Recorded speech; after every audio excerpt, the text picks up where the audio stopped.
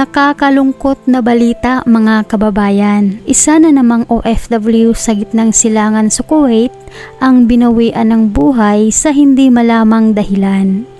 Pero bago tayo magpatuloy, huwag kalimutan i-like, share, subscribe at pahit na rin ang kampana for more upcoming videos. Salamat!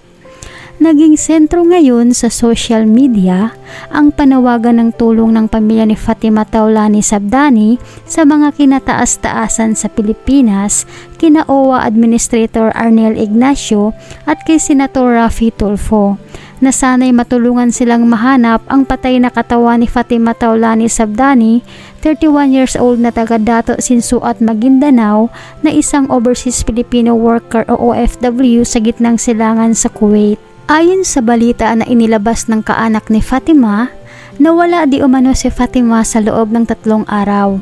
Ngunit nagulat na lang umano sila dahil nakatanggap sila ng balita na patay na di umano si Fatima. Natagpuan daw ito ng amo na nakabitin sa loob ng kwarto. Ito daw anya ang salaysay ng amo sa mga kapulisan. Ayon sa Facebook post ng ina ni Fatima, palagi daw itong tumatawag sa kanya at lagi daw itong nanghihingi ng tawad. Hindi malaman ng ina kung bakit ito nanghihingi ng tawad, wala naman daw itong kasalanan na nagawa sa kanya. Kaya hindi nito matukoy kung ano ang problema ng kanyang anak dahil sa wala naman itong nasabi sa kanya noong nag-uusap sila. Dagdag pa ng ina, kung pinatay man ang kanyang anak ng amo nito, si Allah na lang daw po ang bahala sa lahat dahil hindi rin nila alam kung ano talaga ang totoong nangyari kay Fatima dahil wala naman daw itong nasabi noong nag-uusap sila. Ayon naman sa pinsan ni Fatima, noong nakaraan linggo, araw ng Huwebes nila nalaman na patay na ang kanyang pinsan. Kinuha daw ang bangkay nito ng mga kapulisan at ngayon ay wala na silang balita kung ano na ang nangyari sa bangkay ni Fatima. Kaya labis ngayon ang panawagan ng pamilya sa mga kinauukulan sa Pilipinas na sana'y matulungan silang mahanap ang bangkay ni Fatima sa Kuwait at sana'y matulungan silang maiuwi sa Pilipinas ang bangkay ng kanilang kaanak na si Fatima Taulani Sabdani.